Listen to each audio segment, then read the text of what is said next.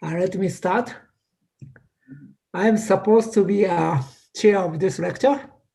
And of course, the Michael Harris is the world leader of arithmetic geometry, so there's no point of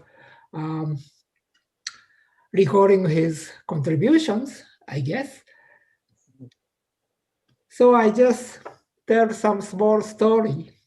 I first met him in 1986 in Berkeley, and I gave a lecture there, and he came to me afterwards.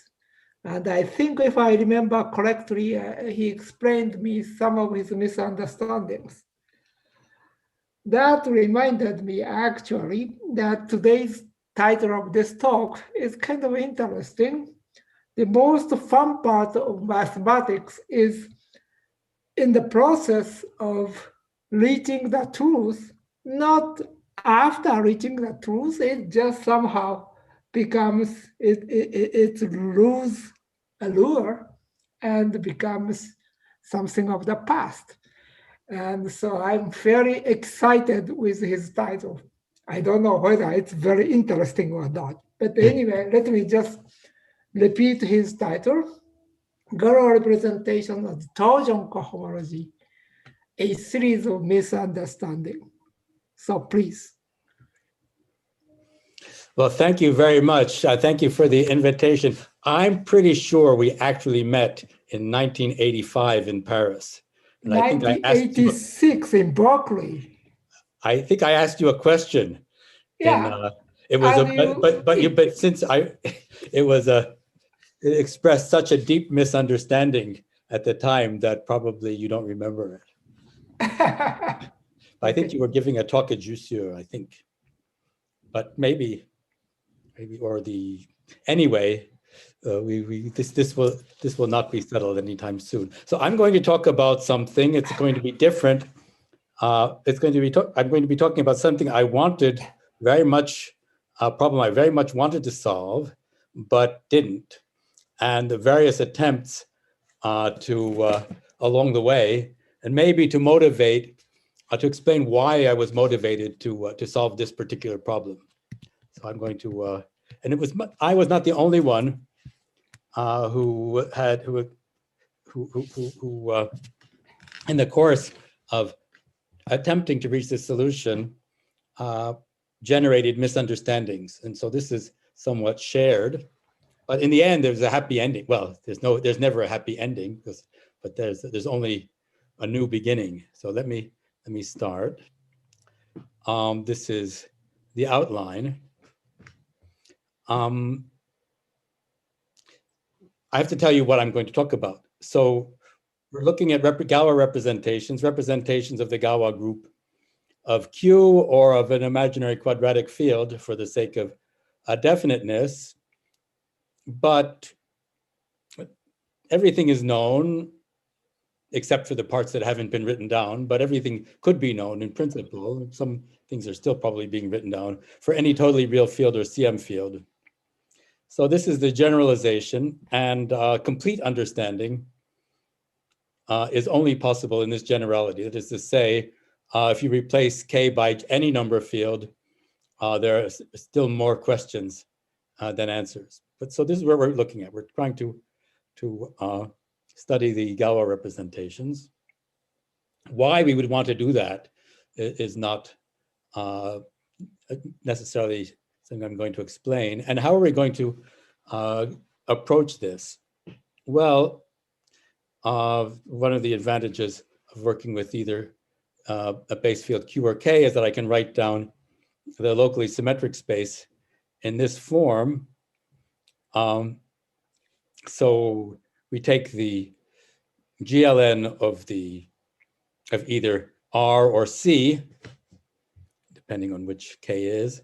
We take the quotient by a maximal compact subgroup, which is either the special orthogonal group if the base field is Q, or the unitary group if it's K. We also take the quotient by the diagonal subgroup. And then gamma is some congruent subgroup in GLN of the integers of the field. So this is a topological space. It gives no hint of having anything to do with the problem with which I started, which is the gawa representations.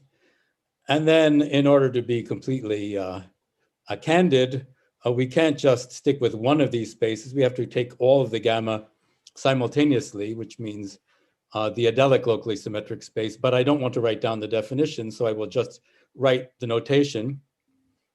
This XNQ means the adelic version of this locally symmetric space, or K if we're working with the imaginary quadratic field. So here's a topological space with a lot of symmetry. Whatever else we know that it has cohomology because it's a topological space, really some sort of pro-topological space, and it has cohomology with compact support, and then it has cohomology, and we're only interested in the interior cohomology, which is the image of one and the other. And in a in some sense, even though this is really an infinite dimensional space, in some sense, because we started with a fixed, if we go back before to this locally symmetric space, this is just a regular topological space of finite type. So it has its cohomology is finite dimensional, and in this space is also in some sense finite dimensional. And there's a large commuting algebra of operators, T, which is the Hecke algebra. So here's the theorem, which was proved over the course of many decades, and which is not the theorem I want to talk about. Suppose you have a homomorphism from T, from this algebra, finite dimensional algebra, to Q. Sorry, can I For any prime number L, there's an n-dimensional representation, n being the GLN, of the Galois group, or the Galois group for K. At some point, I will stop being so fussy about the actual statement. Unramified outside a finite set of primes, such that a very precise statement, which I'm not going to give, for all primes not in this finite set, the characteristic polynomial of Frobenius is determined very explicitly by the values of alpha on the Hecke operators in this algebra corresponding to P. So this is the basic fact about Galois representations associated to the cohomology of locally symmetric spaces. In the year 2021, it's a theorem that is destined to be absorbed in I want to give you a different, I want to slow down the background. Let me change the background. Let me stop the snow.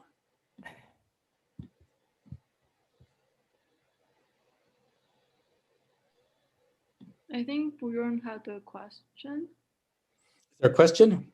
Oh, I was just wondering what you meant when you said, in some sense, finite dimensional, depending on gamma. I was a little confused because it looks like you've already taken.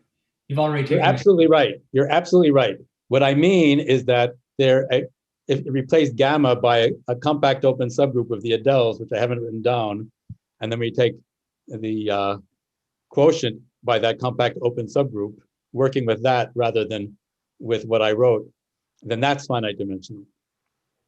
Okay. But I didn't want to write that down.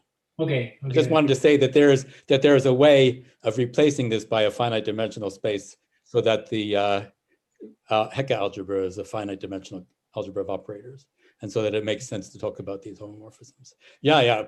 Precision.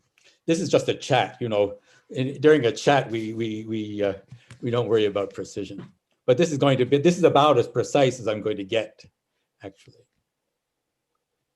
All right, so that's the theorem. I'll return to the history of the theorem. Well, let's go to the prehistory. With the base field Q and GL2, this is this beginning of the story. It was proved by Eichler and Shimura in the 1950s, early 1960s. And this is, of course, the starting point for the proof of Fermat's last theorem. This, whatever this other theorem that I wrote down as the starting point for, I don't think we really know just yet. When n equals 3, this is a UCLA theorem. It's essentially due to Blasius and Rogalski, and it was worked out. I actually witnessed part of the working out in 1988 in Montreal. And then for general n, here is an even less precise statement. Suppose alpha is contained in the self-dual part of the cohomology. Well, cohomology with compact support is dual to cohomology, so the interior cohomology satisfies Poincare duality in an appropriate sense, and we can consider a T eigenspace that is its own dual, but that's not the most interesting case, because we could also, if we were working with K, an imaginary quadratic field, then we should allow the T eigenspace to be complex conjugate to its dual. So there's a restriction. Suppose S is not empty, and we make some additional hypotheses that I will not specify because they were eventually relaxed. Then these Gawa representations exist. Now, I said that alpha takes values in the rational numbers, but that's an unnecessary restriction. We can take alpha to take values in any number field, and the theorem is still valid with the appropriate modifications. So we get a lot of Gawa representations, in other words, from this homology. So let me explain what Clausel did. He announced this theorem in Ann Arbor in 1988. The proof was published a few years later. And he actually announced a somewhat weaker version that was improved in a few steps. So the first step is to use the stable trace formula to relate this alpha to some piece of the cohomology of a Shimura variety.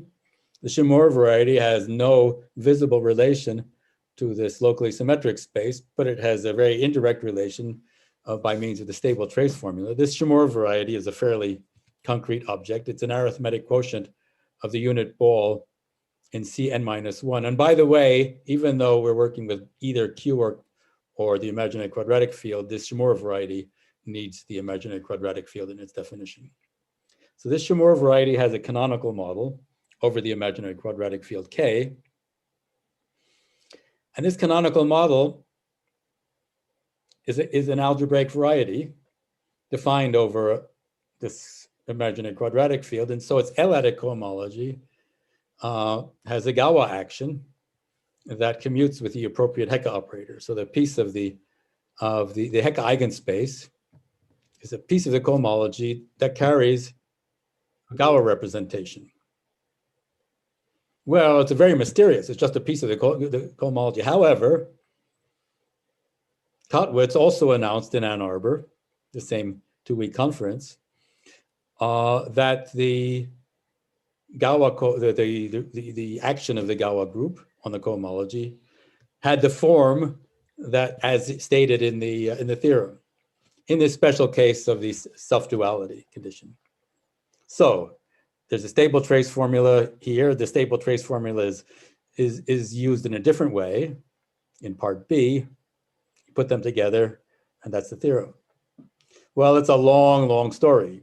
There are several hundred pages of preparation in Kottwitz's papers of the 1980s, and then Clausel's paper was also quite long. But the whole theory of the stable trace formula had been developed to the point where this sort of statement could be derived. All right, here I am in Ann Arbor in 1988, still suffering from a back injury, and very surprised because I had just been in Montreal in the spring, and there was a more precise version of the theorem being worked out by Blasius and Rogowski, but still it was the case n equals 3. So I had no idea that something like this was in the works. Well, Clausel gave a series of, I think, 4 talks, and I spoke to him after his talk. And he explained that in his final talk, this was the 3rd talk, in the final talk, he was going to announce his plans to solve the remaining case. This is the case of the non-self-dual representation. So remember, he had the self-dual representations, and the non-self-dual representations could not be related by the stable trace formula to Chamorro varieties for unitary group with a Chamorro variety uniformized by the unit ball. But he had a different strategy. This space, remember the space XNK, so this is now the locally symmetric space for GLN. It's part of the Borel-Serre boundary of a Chamorro variety attached to 2n. You see, this is this Y, this is for a Chamorro variety. It's X is for this locally symmetric space. And it's related to something quite different. It's not uniformized by the unit ball in complex 2n minus 1 space. It's related to something much stranger. But it's a unitary group in 2n variables. But there's the Borel-Serre boundary. It's something. It has the geometry had been understood for some time. The alpha eigenspace, the important thing is that the alpha eigenspace of the cohomology of this piece of the boundary could be realized as an eigenspace in the cohomology, not with compact support or with compact support of this bigger space. But this eigenspace, let's say the L-adic cohomology, also has a Gawa action. So what could it be if not the one predicted by the Langlands conjectures? Maybe I didn't explain that this theorem is a special case, of the predictions of the Langlands conjectures, that there should be such a Gawa representation. In fact, Clausel's talk, mainly the first 2 talks of Clausel formulated the version of the Langlands conjectures relating cohomology and not only cohomology, automorphic representations and Gawa representations. So what could it be? So he didn't yet have announced claim to have a proof. He said, but it had to be that. Well, so here is where my role in the story begins, primarily as an interested spectator. I had been thinking about the boundary cohomology of Chamorro varieties in terms of the toroidal compactification, which is not the Borel-Serre compactification, it's an algebraic variety. And I'd been studying mixed Hodge theory in order to understand that. The boundary cohomology, well, there's the piece of the boundary cohomology attached. Remember, there's this piece of the Borel-Serre cohomology, but there's the Borel-Serre boundary, but this locally symmetric space also contributes to the cohomology of this algebraic variety, but all of its pieces are rational varieties. And I explained to Clausel that the Gawa action coming from rational varieties looked too simple to be the one predicted by Langlands. In fact, to be more precise, it should be just a sum of abelian Gawa representations. That was what it looked like. Now, over the next few years, starting in Ann Arbor, I took refuge from the heat in a bar with Steve Zucker, and we started working on a series of increasingly unreadable papers. But one of the things we proved is that the boundary cohomology had a weight filtration corresponding to mixed Hodge theory, and the weight was just not what would have given the cohomology predicted by the Langlands conjectures. Well, Clausel checked with Kottwitz, and Kottwitz agreed with my prediction, so he took the theorem off the agenda for non-self-dual representations. It's still a conjecture at that point, and it was none of my concern. At Ann Arbor, I also met Richard Taylor. This is the earliest picture I found of Richard Taylor. He had a beard at the time. He shaved it at some point after this picture was taken. And a few years later, Sudri and I provided the missing piece in his project to prove this same theorem in the case of GL2 over an imaginary quadratic field. And the proof was a very special argument using the theta correspondence. This was my first collaboration with Taylor. And 20 years later, Chungpang Mok generalized this to GL2 over any CM field. But for the moment, the non-self-dual representations for quite a long time remained at this stage, right? And then a few years after our paper with Sudri, Taylor and I refined Clausel's theorem, looking at the representation. Remember, Clausel's theorem said what the gawa representation looks like at the unramified places, and Taylor and I started treating the ramified places, and we got the local Langlands correspondence as a corollary. So that was around 1998. So this result was gradually refined over the next 10 years. And here's a list of some of the people, most of the people who contributed to that. And the removal of the final ramification conditions will be mentioned in passing a few slides from now. So but still, this has to do only with the self-dual or conjugate self-dual piece of the cohomology. The non-self-dual part remained completely mysterious for a long time. Well, in 2000, I met Chris Skinner, and a few years later, probably in 2002, he returned to Clausel's idea. So Clausel's idea had been remained untouched for 14 years at that point. Skinner had written a paper with Eric Robin on the eigenvarieties. So eigenvarieties were a new thing at that time. So p-adic deformation, and he suggested that the boundary cohomology of this UNN Shumor variety, the piece of the boundary cohomology of interest, could be deformed p-adically to classes in the interior. And he'd done some work on this. These classes, well, by a long series of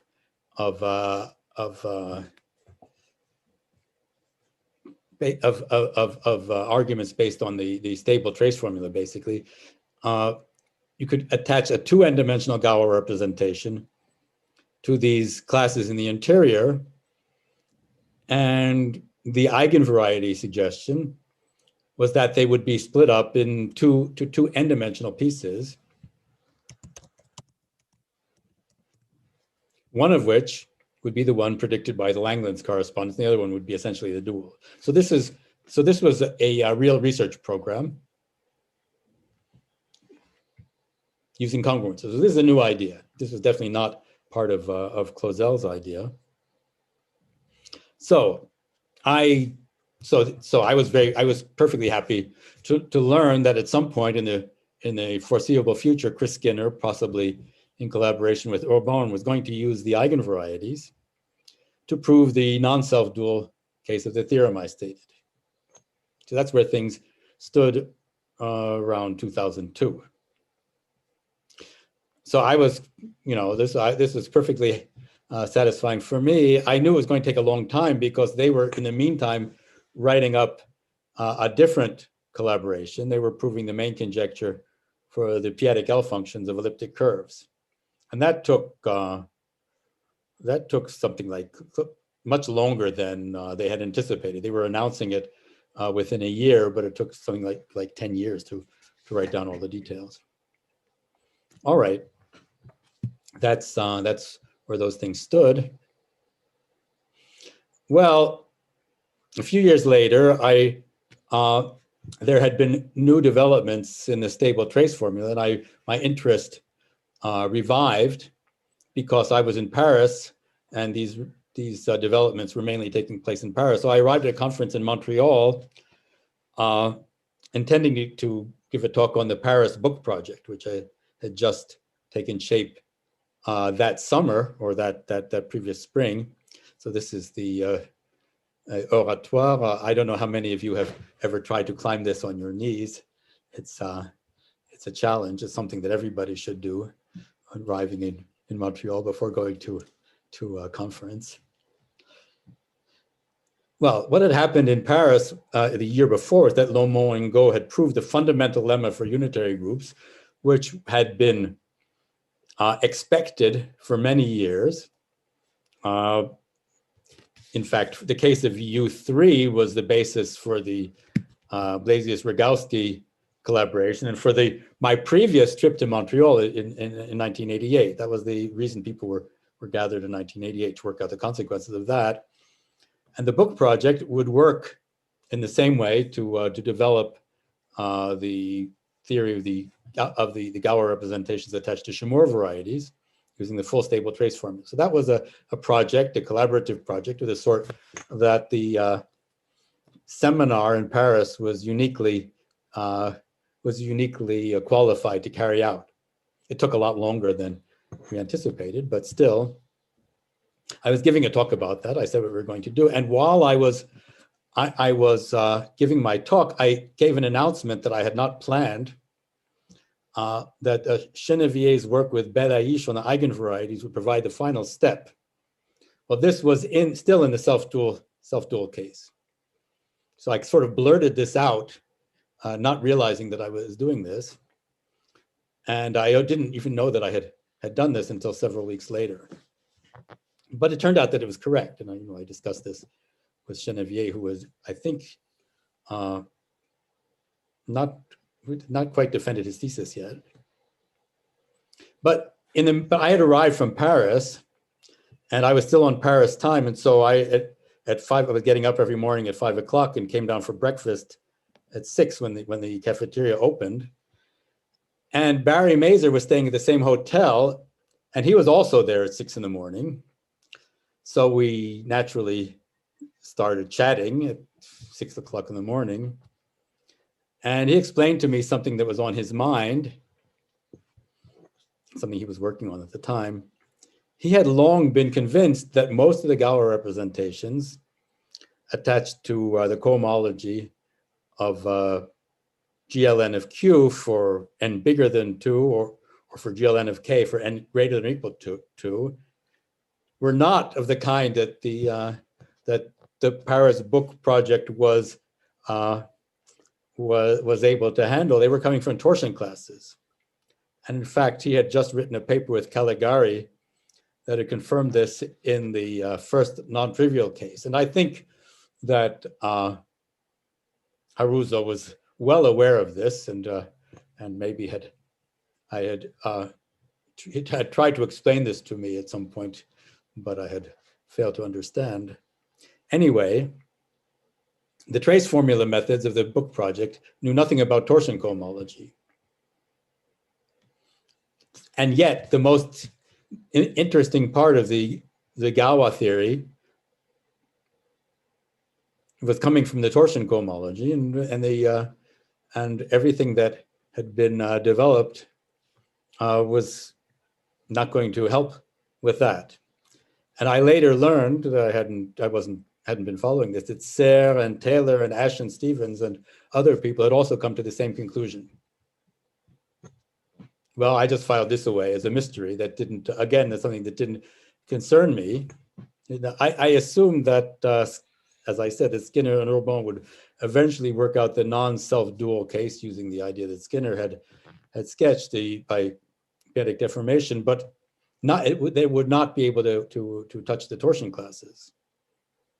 But the idea that the gawa representations could be attached to torsion classes seemed to me so far-fetched because of here's another misunderstanding. Because I had been trained to think about cohomology with rational coefficients and the relation to the complex theory, it seemed so far-fetched that I could not get it out of my mind. Well, at some point, the following year, I realized that my work with Zucker showed that the torsion classes in the cohomology that could also be realized in the cohomology, integral cohomology of this unitary Shimura variety.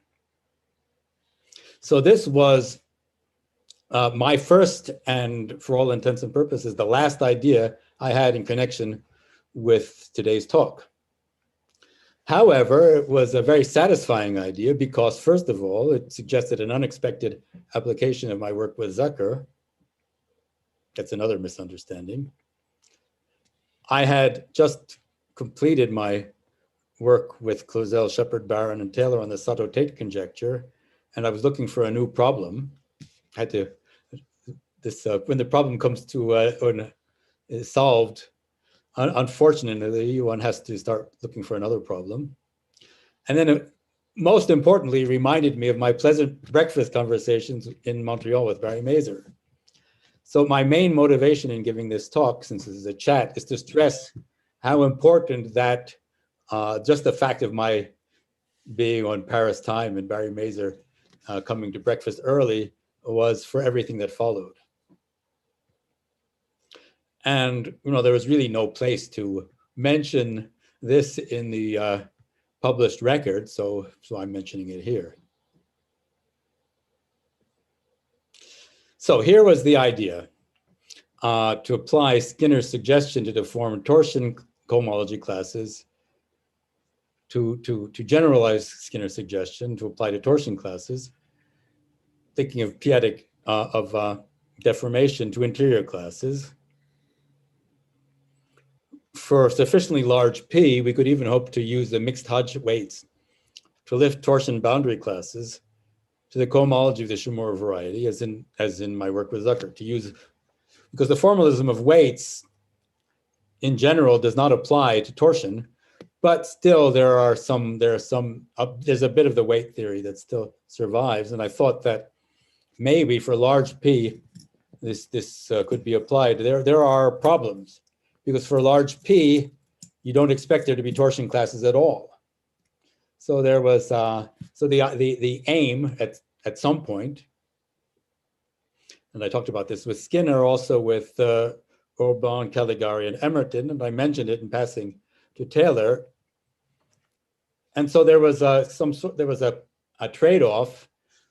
Taking a large P, maybe one could use weights, but then there was the risk of not having any torsion classes at first. So I was hoping that somehow one would find an example, at least one example, where one could construct at least one Galois representation attached to a torsion class. So that was my hope over the next few years.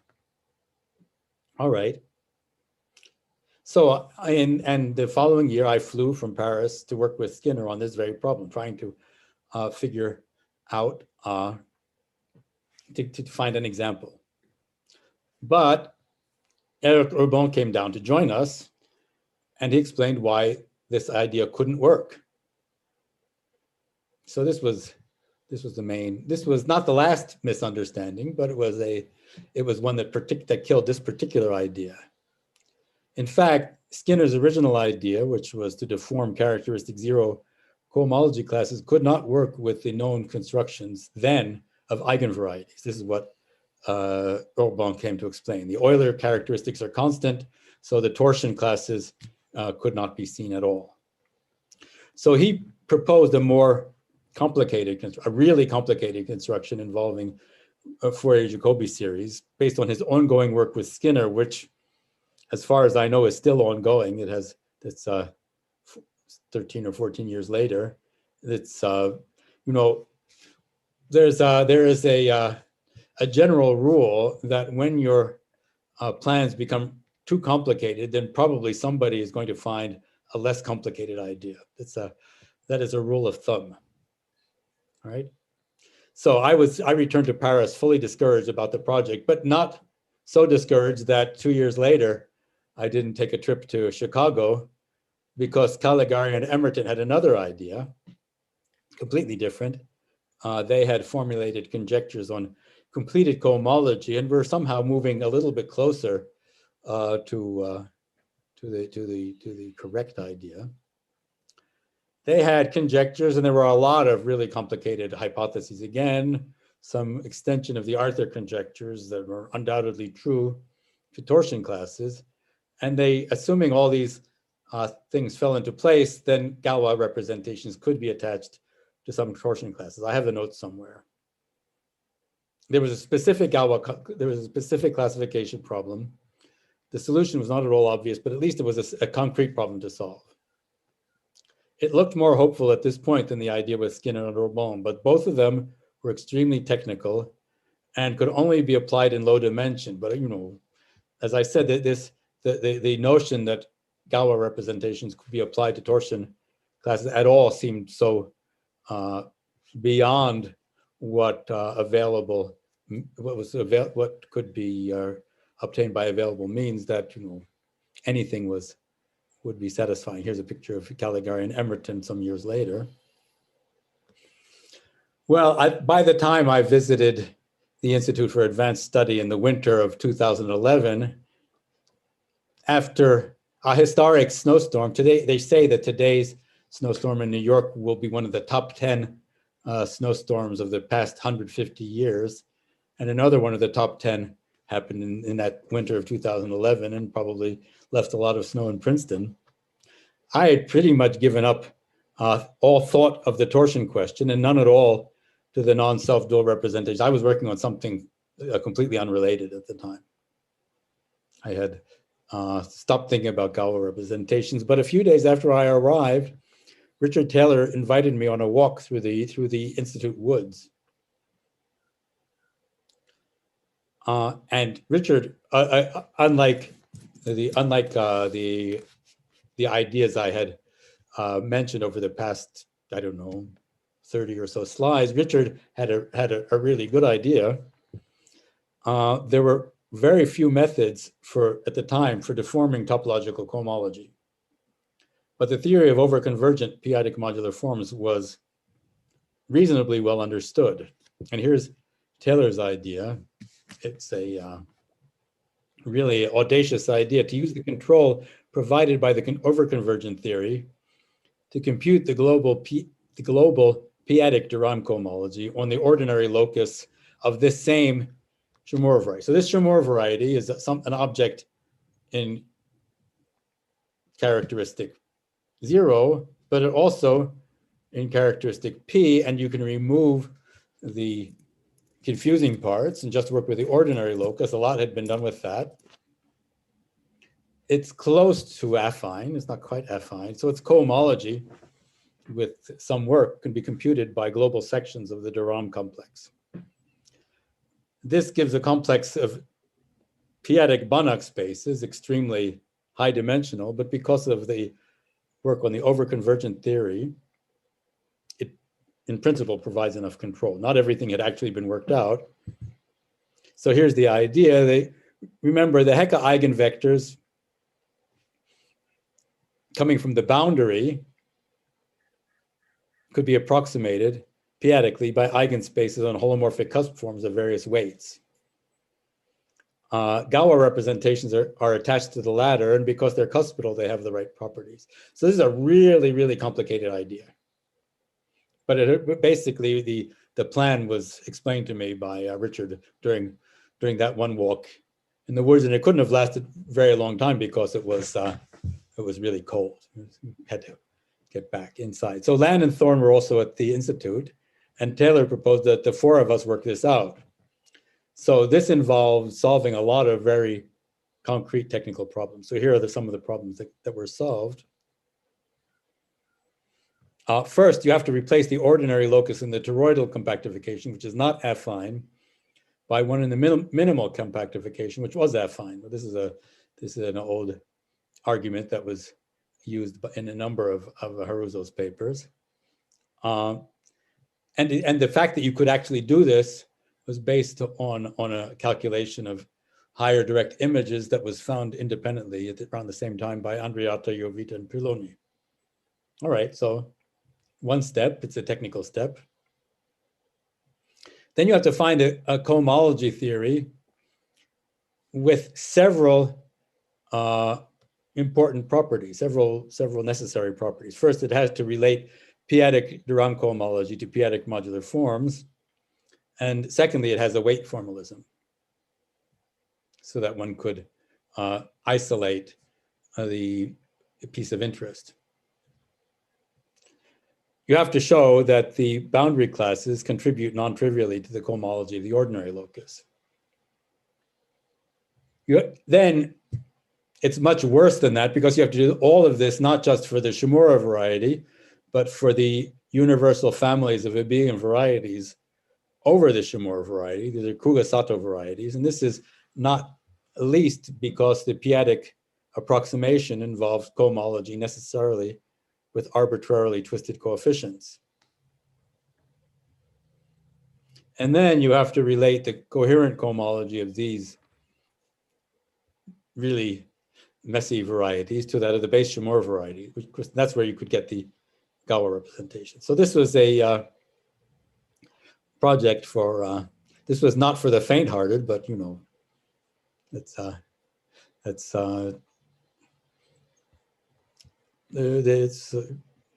never stopped Richard. So he decided that we would use the rigid cohomology of dagger spaces, which had, as far as I know, not been used, not been applied to any problem of this kind previously. It had the weight formalism, thanks to Chiarolotto, and it had a relation to coherent cohomology of rigid analytic or dagger spaces. This was worked out by Listurme and Grosse-Klöner. So the most complicated part was that we had to look at the de Rham coherent cohomology of the ordinary locus that was compactly supported near the boundary, but with no support condition near the ordinary locus. So this is really the whole idea of imposing two kinds of support conditions on this ordinary locus was brand new. I don't know whether this can now be done with less esoteric theories of p-adic analytic spaces.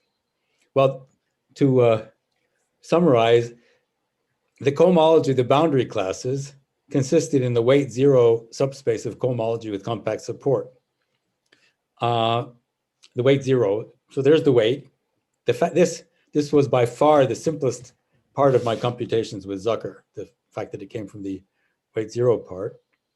So it all came from rational varieties, but that wasn't a problem because it was just the Hecke eigenvalues that mattered. So here's the division of labor. My contribution was essentially nil to this project. It's a 200-something page paper. And I basically I did contribute it to the work, but not to the final product. Well, here's what was my contribution. Concretely, I was sometimes asked to explain the relevant portions of my papers with Zucker, which had been written in such a way that even the authors couldn't read them. I also carried out some calculations in that framework in the hope that some of these intermediate steps could be avoided, but while I was doing this, there were other routes were followed that turned out to be shorter. In addition to this very long paper, most of which was written by Lan and Taylor working closely together, there was also a 500+ page book that Lan had to write in order to justify the claims about these compactifications of these ordinary loci. Okay, and while my three collaborators were busy writing the paper, I was desperately consulting all the experts I knew in p-adic Hodge theory in the hope of finding an integral structure that could replace rigid cohomology in our construction, because my motivation was still to try to understand these torsion classes. All right. So remember, all the coefficients in this rigid theory were in characteristic zero. Everything that had been done up to this point. So perhaps the the fundamental misunderstanding was trying to do this before all the tools were ready. But things don't work out rationally. There was no integral theory, no torsion classes. Here's another potential advantage of an integral structure.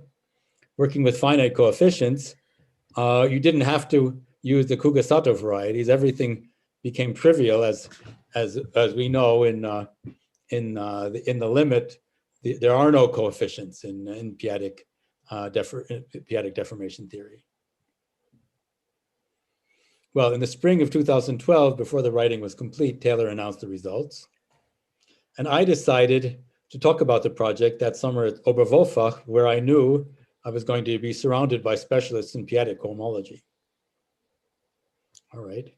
So here are my notes from the Oberwolfach report, which you don't have to read.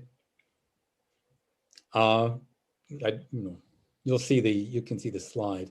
My own most vivid memory of that meeting in Oberwolfach was that somehow the largest collection of bottles of beer I had ever seen on a single table were accumulated there at 2 a.m. when I went to bed. And my own participation in this was really very small, I can tell you. And then somehow, in time for breakfast, they had all disappeared the following morning when I got up. All right, so this is what I mainly remember from Oberwolfach. At the end of my Oberwolfach report, I asked, the most intriguing question is whether this technique can be extended to attach gawa representations to torsion cohomology of the locally symmetric spaces. And at the end of my talk, or maybe at the beginning of my talk, I made a prophecy. I said that in 5 years, or maybe in 3 years, the construction would be carried out in an integral Hodge theory with no need for the Kuga-Sato varieties. And Peter Shultzs was sitting in the back of the room, and I couldn't help looking at him,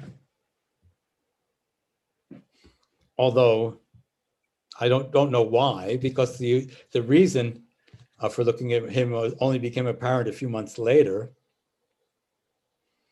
I saw him at the Fields Institute that fall, and together with Matt Emerton and a few other people, we went to a pub, and I asked him about his current projects because, it's figured it's the best place to find out what's going to be happening. And he mentioned that he had constructed perfectoid Chamorro varieties, hadn't been written down yet. And he described the Hodge-Tate period morphism, which he hadn't written down yet, which is a map from the perfectoid Chamorro variety to a flag variety. And he also explained that he could compute completed cohomology. That's the one that had been discussing with Caligari and Emerton as coherent cohomology of these perfectoid spaces. But the point is, completed cohomology, unlike this rigid cohomology, has an integral structure. So I asked him whether this might be the missing integral theory. All right.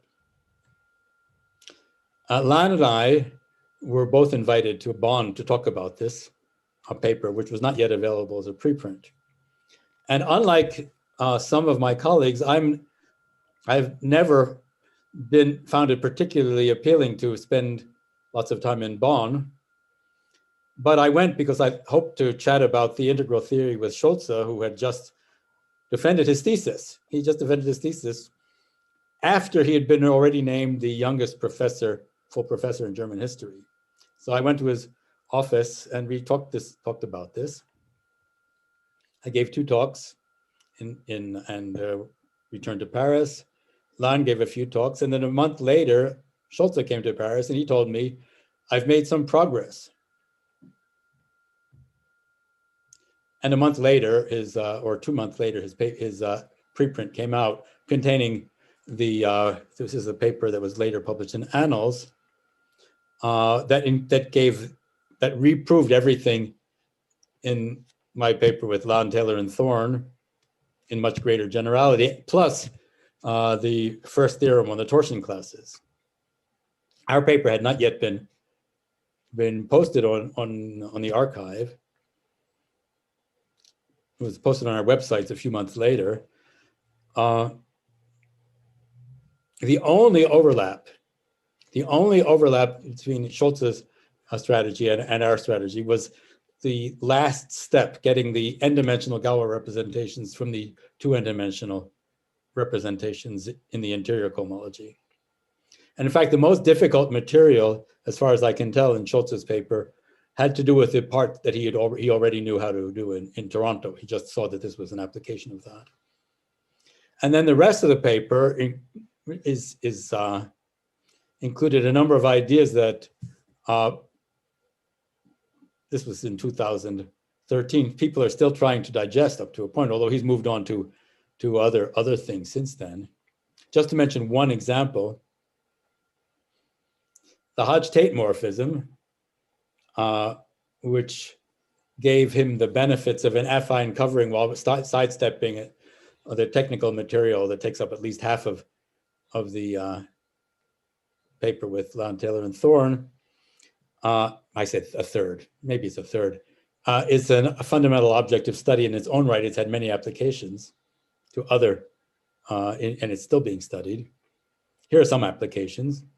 Schultz's construction also provided a general construction of Galois representations of coherent cohomology of Shimura varieties.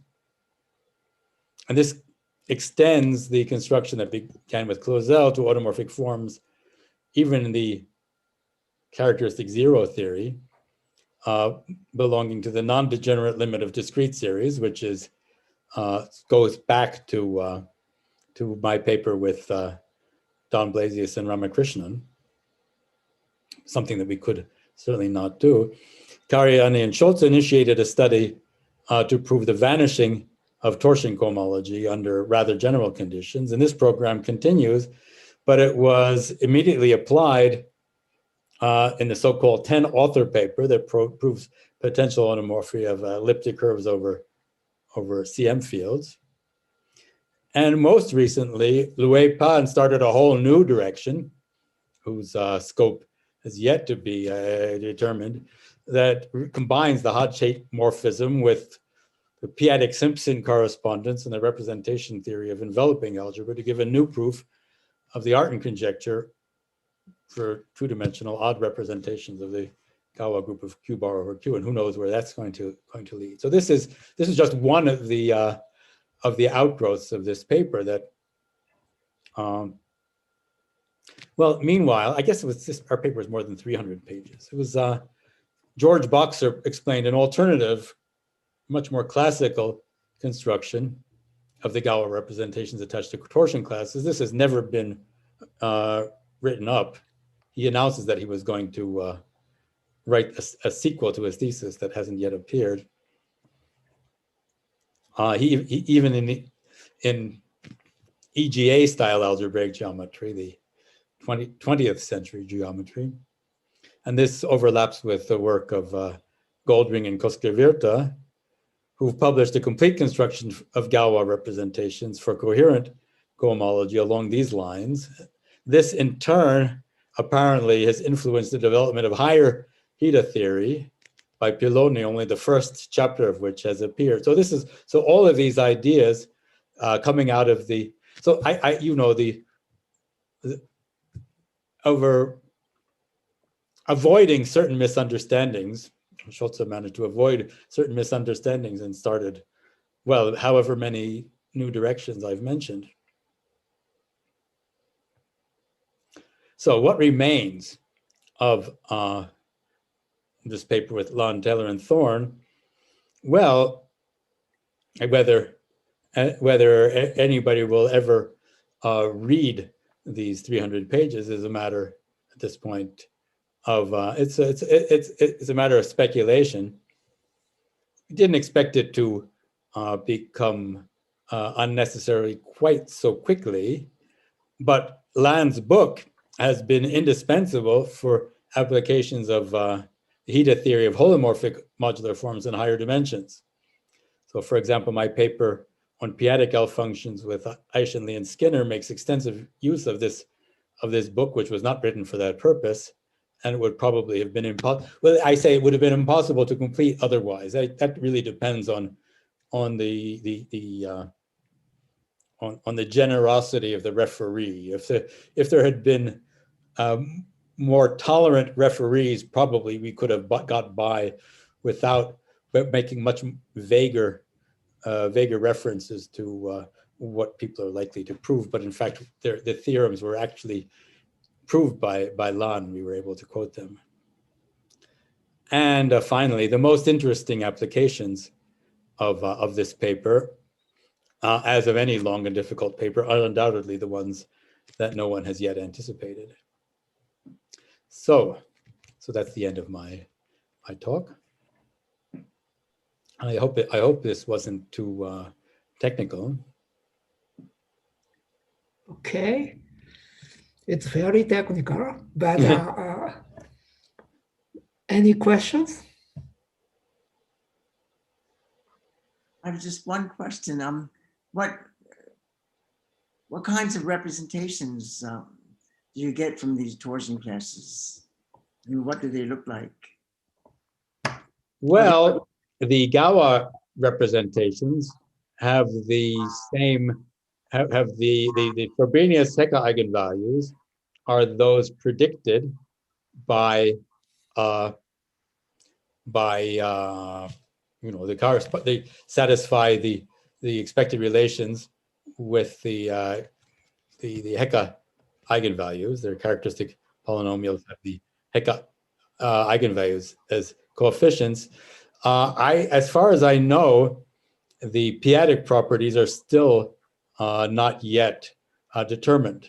Some of them have been determined, and it was necessary to prove, in some cases at least, that they, in order to prove this, the results of this 10-author paper, that in the ordinary case they had the expected properties. But I think it's still quite up in the air, and the torsion. And for example, in some cases, you get limits of torsion classes that give you classes in characteristic 0 that would be that should be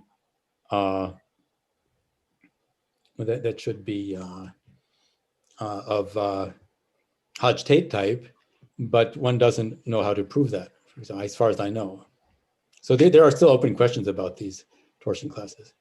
But you have Are they representations over finite fields whose characteristic divides the order of the cohomology classes? Oh, yeah, yes. And they're ramified only at well, let's see, they're ramified only at the primes. You see, so that divide the level of the locally symmetric space. Yes, that much is known, and a fair amount is known also about the ramification of primes not dividing P. I mean, a lot of that goes into this 10-author paper. But as far as I know, this is still in flux.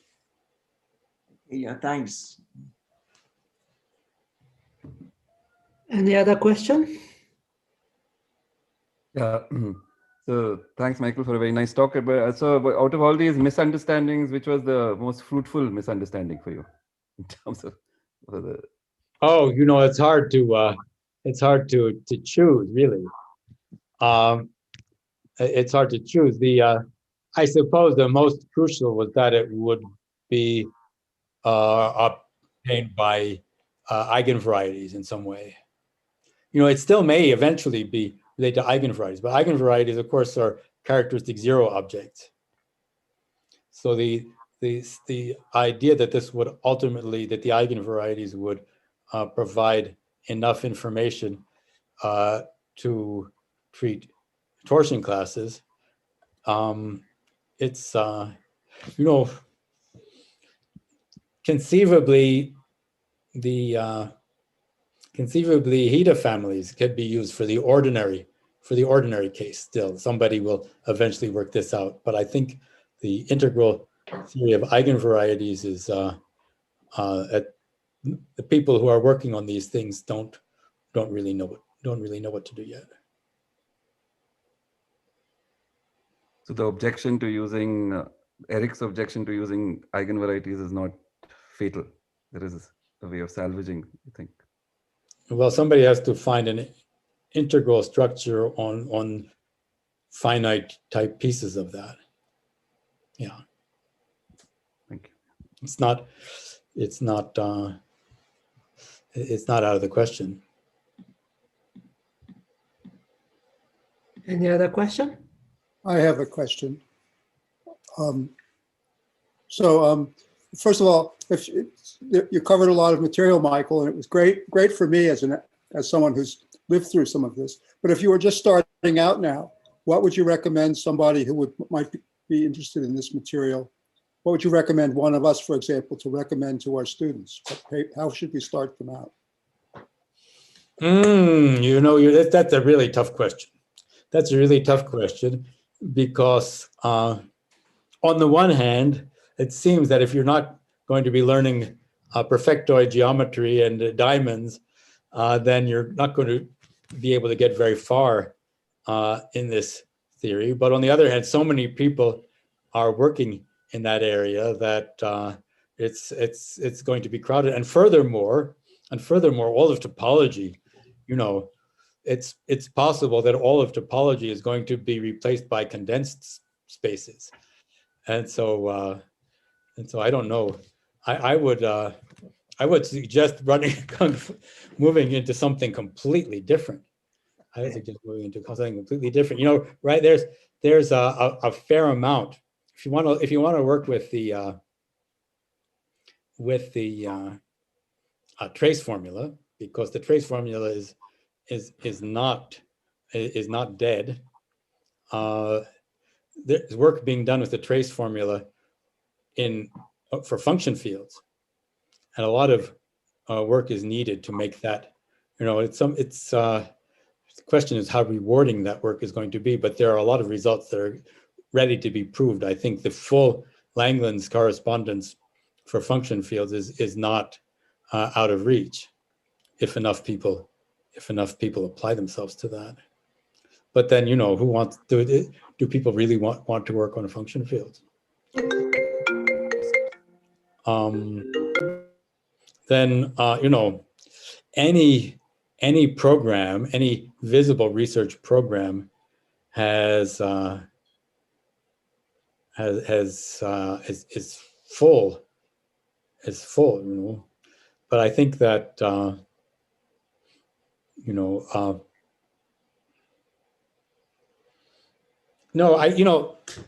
I think a higher Hita theory. I think higher Hita theory is only a few people are working in that, and that has a lot of problems that are going to come up pretty soon.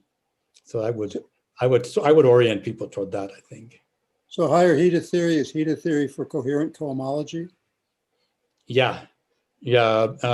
Boxer and Pilloni are working on that, and one thing that's certain is that when they finally get around to writing it down, it's going to be a very reliable theory because they're very careful. So I think who just showed up on in that corner? Is that Henri and the little that Henri Darmon and the well, Henri, maybe you should ask Henri. Henri is giving ideas to so many people. He's the one who. Well, I had a question for you. That's why I turned on my camera. So, are you done with you? I don't know. Have I? That's fine. I don't want to discourage. Fine. Thank you. So I was wondering, are there L functions attached to these torsion classes? People. There you go. There you go. See, I told you, Henri. Yes. What are the? There are certainly not complex L functions attached to these classes, but there should be p-adic L functions. And one of the things that we should be able to do with higher Hita theory is to attach p-adic L function. Well, I should say that's something I'm working on. So you don't want to tell you don't want to give you don't want all your students to be working on that, because I still have to have some problems to work on. But yes, I think nobody has thought of nobody has yet thought of figured out how to get L functions from torsion classes. But I have a student who is looking in that direction. Any other question? I Is have anyone- one stupid question. Oh, there's somebody, please. I was just curious if anybody had any ideas about going beyond CM fields or GLN.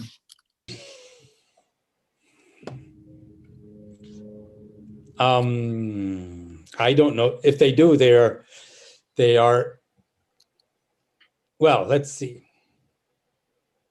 You know, I'm going to say something that I may regret, but you know, Peter Shultzs took the extreme measure of appealing to the Xena project for artificial verification of his some liquid vector space theorem. And he said the reason he did this is that it's likely to have some important applications. Well, we can all wonder what those important applications may be. Maybe he has an idea about going beyond CM field, or maybe he's thinking about something even more audacious. I don't know. As far as I know, I don't know anything more precise than that. You know, that would mean getting beyond Shimura varieties, breaking free of Shimura varieties altogether. It's overdue, right? We've been working with Shimura varieties. We have exhausted Shimura. Some of us have been working with Shimura varieties for decades. You know, it's time to move on to something else.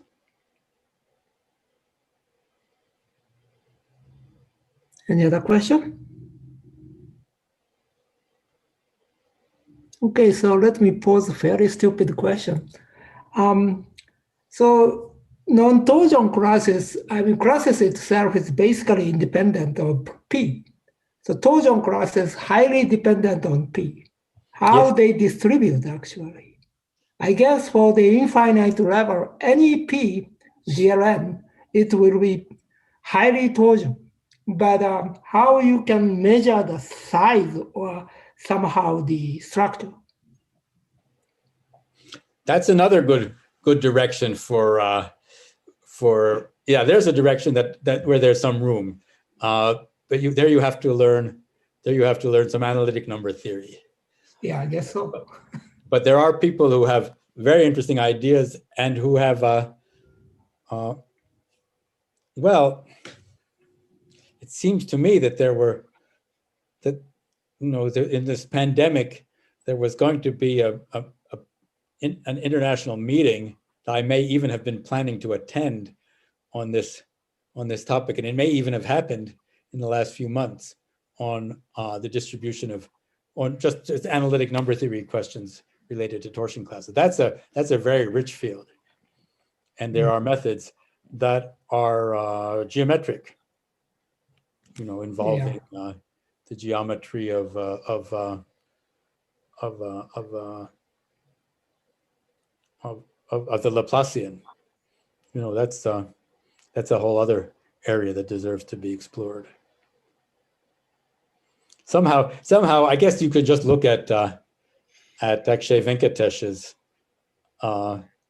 homepage and see the projects he started and has temporarily abandoned for other to start working on other projects, and then, you know, each of them could serve as a starting point for many theses, I would say. Okay, thank you. Any other question? I mean, we already sort of chat about 10 minutes or so. Perhaps we finish it, or you have some sort of complaint, you want to chat more? I'm happy to chat. I'm afraid I may have given, I chatted a lot. I talked about a lot of people. I showed some pictures of some of the main individuals. So that was kind of chatty, but maybe there were too many details. If there are questions, I'm about the technical material, I'm happy to try to clarify things. I have one more question. Do you have enough information about these representations to determine them uniquely? In other words, enough information about Frobenius's or? Oh yeah, it's by Frobenius and Chebotarev of density determines them. Okay. So of course, there's the conjecture, right? You can formulate a conjecture. Here's something that nobody has done.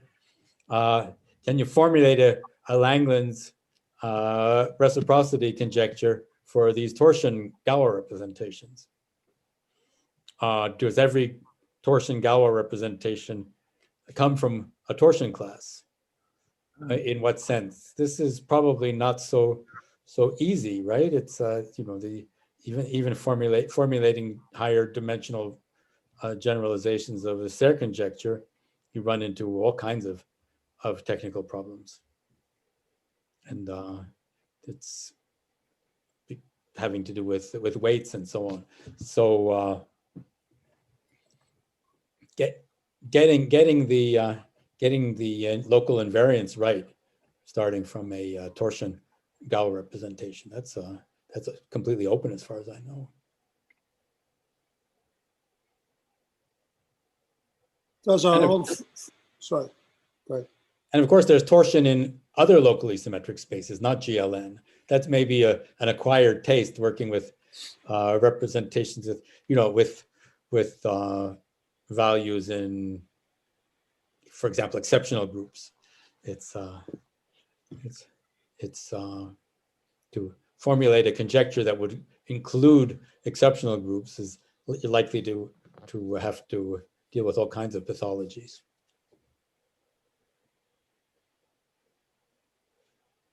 Do the classes constructed this way have any restriction on the Archimedean part? In other words, our old friend complex conjugation, does he impose any restrictions? That's a really good question. I think there are examples of classes that don't lift, but I think that you don't get classes. But I'm really not sure about what the general situation is.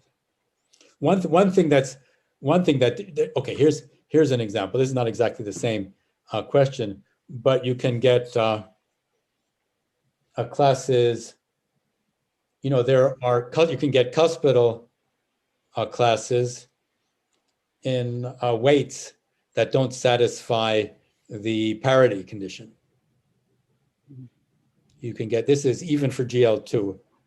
Even for GL2, you can get, there's a paper of Fred Diamond and some people. You can construct so this is not exactly the same, but you can construct, with the classes where the weights are not congruent mod 2. I think at infinity they are the image of complex conjugation is pretty regular. I think, right? Isn't there a paper? I can't hear you. At infinity, at the image of complex conjugation, I think has to be pretty regular. I mean, in terms of the ones and minus ones. I think Baule, Hung, and Anaka, somebody there's some paper about it, I think. So this type of example, is the Hecke field of infinite degree? The Hecke field in characteristic 0 will be of infinite degree in that case. So, do these Galois representations have an infinite, torsion Hecke field? Hecke ring?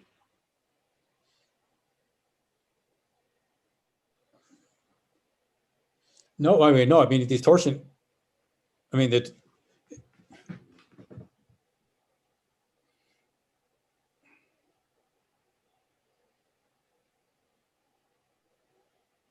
No, I mean, no, they're still, it's still the Hecke operator still generates something finite.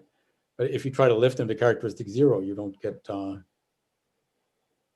In characteristic 0, the Hecke field for a non-congruent form has infinite degree. Well, it's not very infinite in the sense that it's a kind of infinitely quadratic over a number field, but it has infinite degree. Okay, I see what you mean. No, this is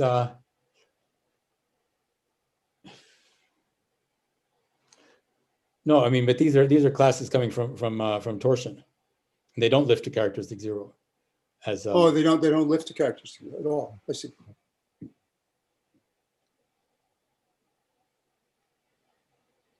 But what Hecke ring are they what Hecke ring are they representations of then?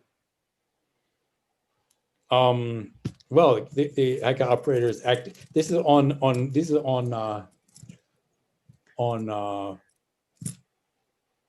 I'm trying to remember because I don't remember the exact details, but I think these are forms that are weight. So these are Hilbert modular forms that are weight 1 in some at some places, and weights bigger than or equal to 2, but not all of the same parity in other places.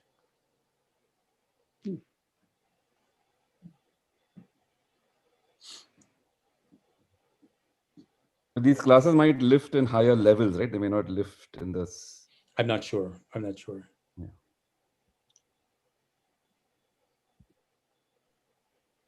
Well, it's someone else's work, so we should probably look at that. Right.